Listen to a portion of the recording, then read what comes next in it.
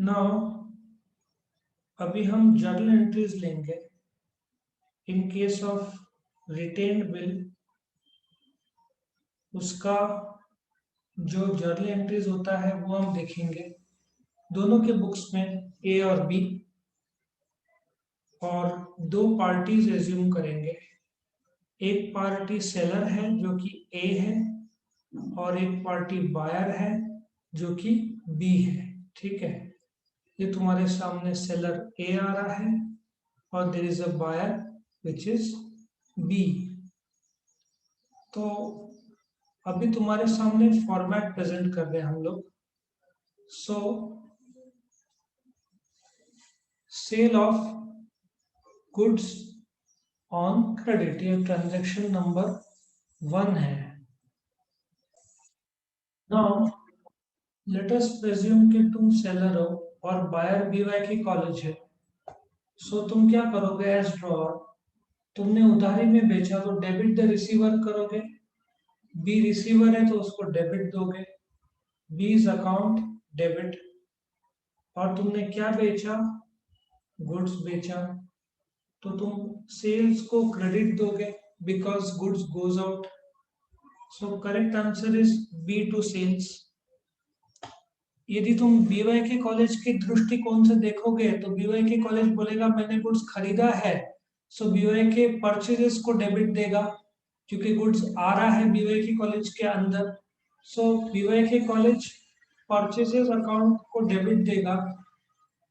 और सिंस उधारी में खरीदा है तो पार्टी का नाम आएगा, तो क्रेडिट द गिवर के तौर पर ए को क्रेडिट देगा और बोलेगा A's account. Correct. So B to sales drawer के बुक्स में, ड्रॉई के बुक्स में परचेजेस टू ए अकाउंट। क्या सब लोग क्लियर है यहाँ तक? क्या सब लोग यहाँ तक क्लियर है? पहला एंट्री लिख के निकालो फटाफट, साथ साथ लिखो तुम भी। सबने पहला ट्रांजैक्शन का एंट्री लिखा जो पॉसिबिलिटी है। ए ने गुड्स बेचा बी को, रिसीवर बी है, what goes out is the goods, sales को क्रेडिट किया। ड्रॉई बी है, ड्रॉई बोलता है कि मैं खरीद रहा हूँ, परचेजेस अकाउंट को डेबिट डाल रहा है, credit the giver, A is the giver. Come to the second transaction. उसके बाद ए, सेलर ए है मतलब क्रेडिटर ए है, बिल ड्रॉ करता है ऑन बी। बिल भेजता है, बेचता नहीं है, भेजता है ऑन बी। डेटर कौन है? बी। बी साइन करता है और बिल वापस ए के पास देता है। सो ए में क्या आ रहा है? Debit what comes in. A क्या रिसीव कर रहा है? बिल रिसीवेबल अकाउंट डेबिट, क्योंकि ए के लिए बिल रिसीवेबल आ रहा है। और क्रेडिट द गिवर कौन है? बीज अकाउंट, बी गिवर है इसलिए बी को क्रेडिट दिया। तो ए ने गुड्स बी को दिया, बी टू सेल्स। बी ने गुड्स खरीदा, debit what comes in, purchases account debit to A's account. उसके बाद ए ने बिल ड्रॉ किया, ए के पास गया बिल, बी ने साइन करके वापस ए को दिया, what comes in, bill receivable. Correct. So bill receivable को डेबिट करेगा, credit the giver to B. B क्या बोलेगा? मैंने अपना एक्सेप्टेंस किसको दिया? ए को दिया, तो रिसीवर कौन है? A, debit the receiver, as account debit, what goes out, bills payable goes out. Correct. सबको समझ में आया? यस और नो? Yes sir.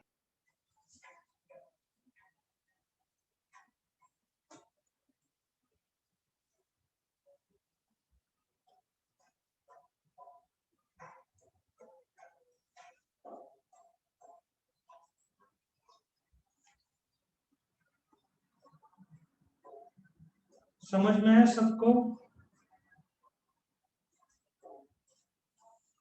चलो आगे बढ़ते हैं हम लोग। अभी बिल है ए के पास, बिल है ए के पास, ड्यू डेट आता है, ड्यू डेट में ए बिल प्रेजेंट करता है टू बी फॉर पेमेंट और बी पे करता है ड्रॉअर को। So what will you say, cash या बैंक? कैश दिया तो ठीक है, वरना चेक दिया तो bank account debit. What comes in, cash या cheque? Cash slash bank account debit. इस पॉइंट में देखा गया है कि बच्चे गलती करते हैं, वो लोग बोलते हैं क्रेडिट द गिवर तो बी को डालते हैं, लेकिन B, if you check out, B यहाँ पे डेबिट और यहाँ पे क्रेडिट में कैंसिल हो गया है। सो बी पे कर रहा है अगेंस्ट द बिल्स रिसीवेबल।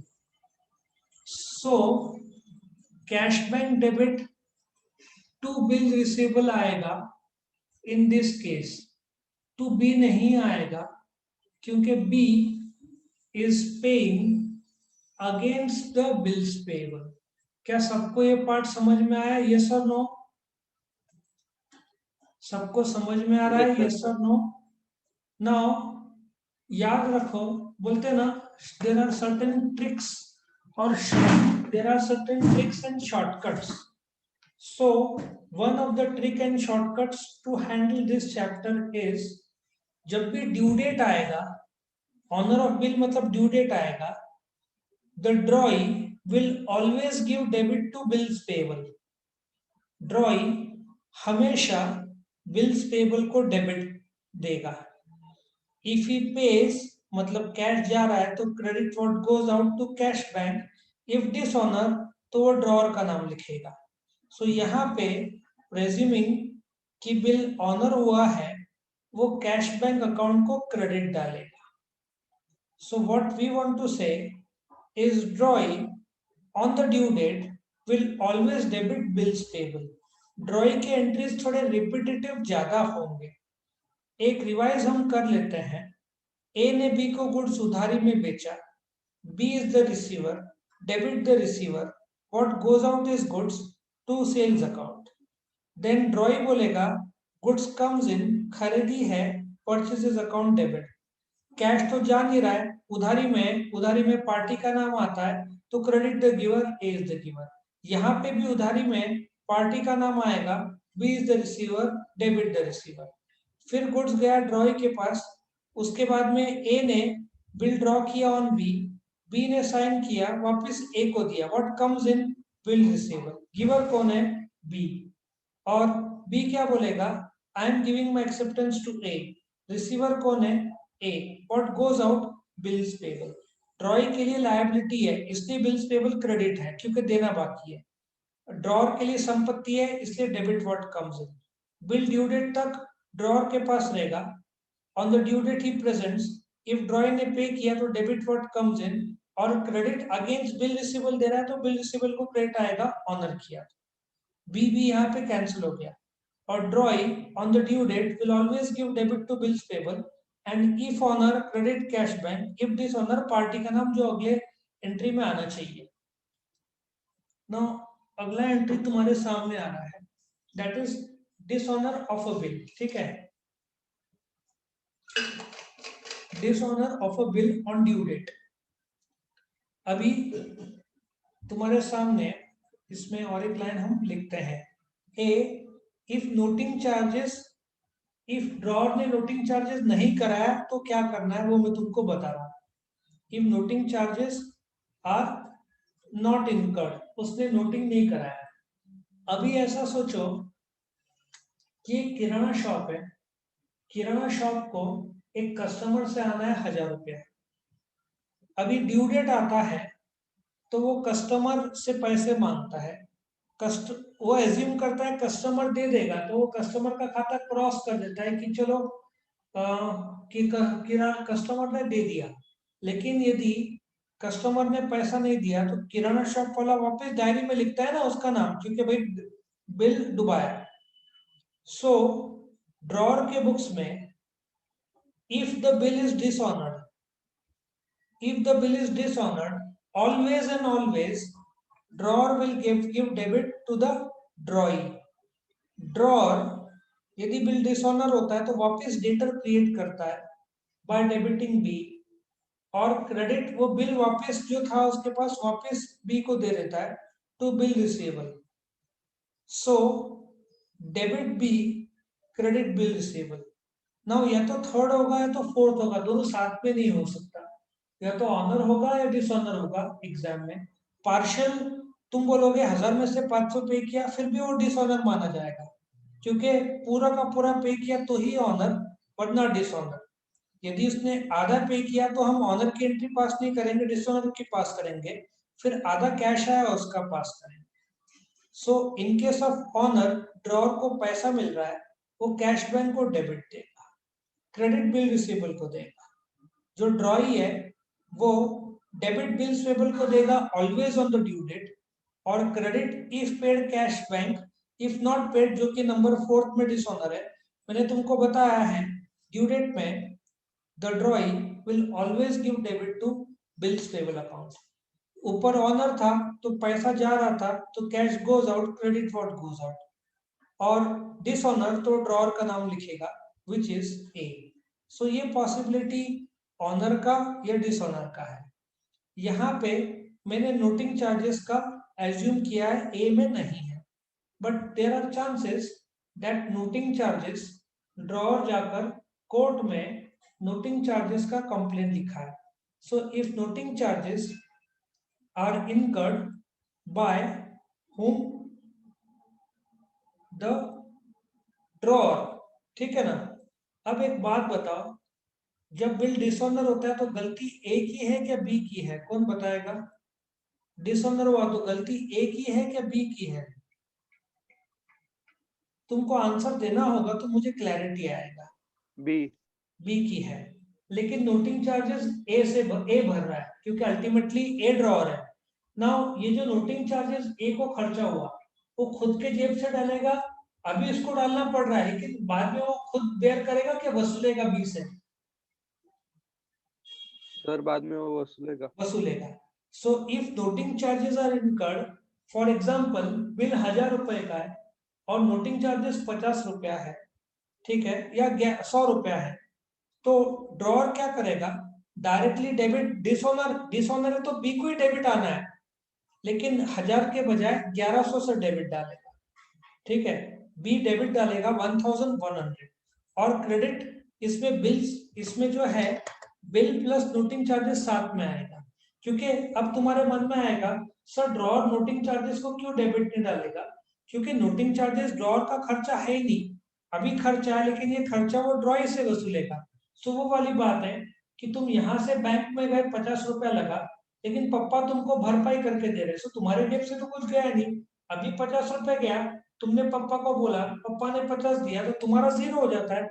सो इसलिए जब नोटिंग चार्जेस रहेगा तो डेबिट बी को डालने का, बिल प्लस नोटिंग चार्जेस, और क्रेडिट बिल रिसीवेबल, मतलब एंट्री सेम रहेगा, लेकिन नोटिंग चार्जेस रहा तो अमाउंट डेबिट जो बी का है नोटिंग चार्जेस से उतना बढ़ जाएगा, और बिल रिसीवेबल का उतना क्रेडिट आएगा, ठीक है। और तुम क्या करोगे, टू कैश, क्योंकि इसके जेब से जा रहा है, बिल रिसीवेबल 1000 का था तो 1000 आएगा, और कैश 100 रुपया आएगा। सो इन दिस केस यदि बिल डिसऑनर होता है और नोटिंग चार्जेस ए पे करता है तो वो बी को डेबिट 1100 से देगा, क्योंकि अल्टीमेटली 1000 के बजाय वो अभी बी से 1100 मांगेगा। बिल रिसीवेबल का रकम 1000 था तो क्रेडिट 1000 आएगा इधर, और कैश उसके जेब से गया तो 100 रुपए का क्रेडिट आएगा। क्या सबको यहां तक समझ में आया, ये सब नो बताओ। Yes sir.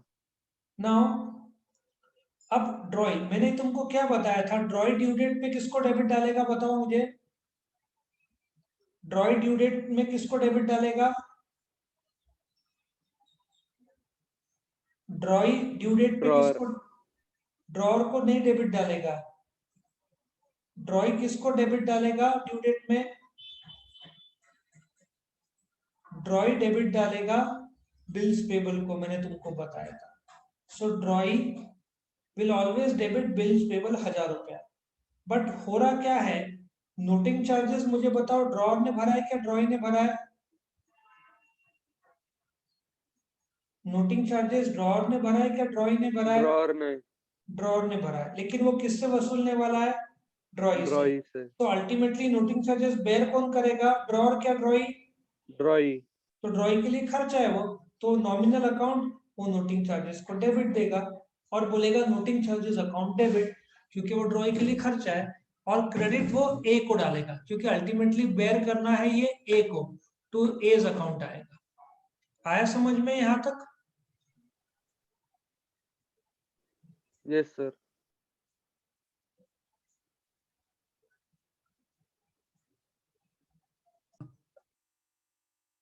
Now come to the fifth part. अभी फिफ्थ एंट्री क्या बोलता है, लेट अस सी।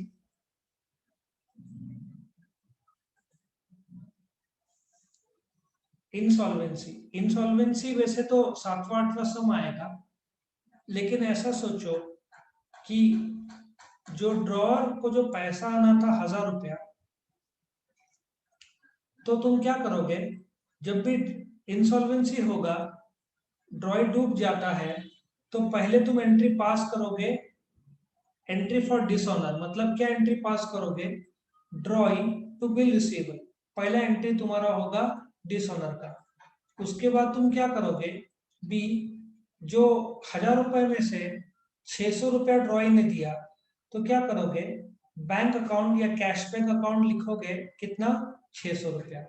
400 रुपया तुम्हारा डूबा, तो बैड डेट्स को तुम डेबिट डालोगे। क्या करोगे? Bad debts account debit. और क्रेडिट किसको डालोगे? बिकॉज बैड डेट से तो पार्टी को क्रेडिट डाल के, बी को क्रेडिट डाल के उसका अकाउंट तुम क्लोज कर दोगे, मतलब नाउ बी का धंधे से नाम हट जाएगा। उसी प्रकार से बी डूब चुका है, आखिरी पेमेंट वो क्या करेगा? ए को डेबिट डालेगा, एज अकाउंट डेबिट। कितना बोलेगा? 1000 रुपया। और क्रेडिट उसने कितना पैसा दिया, ठीक है, टू बैंक अकाउंट 600 रुपया क्रेडिट फॉर गोज आउट डालेगा। और 400 जो नहीं दे पा रहा है, वो डेफिशिएंसी अकाउंट करके एक उसमें जाएगा। अब ये कैसे करना है, इसके सम्स कल से चालू होंगे। ये तुम्हारा बेसिक लेवल पे सम्स का था। वंस वी डू दिस, जो तुम्हारा ये बेसिक जर्नल एंट्री बताया मैंने, तो पहले 9 इसमें क्लियर होगा। तो यहाँ पे मैं क्लोज कर रहा हूँ आज का, ठीक है।